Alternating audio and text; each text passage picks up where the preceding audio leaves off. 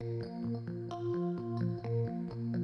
first day of school, my teacher said, "Why don't you draw a picture for your parents?" So I drew a picture of an alligator and I named him Terrence. When I gave that picture to my mom, she said, "I love pink alligators." Then she bought some magnets and she put my picture on the refrigerator. And she said she put it there so that everyone would see how much she liked my picture and how proud she is of me.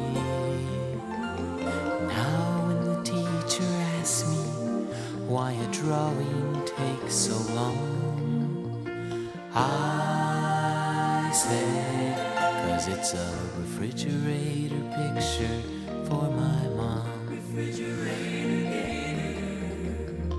Refrigerator picture for my mom.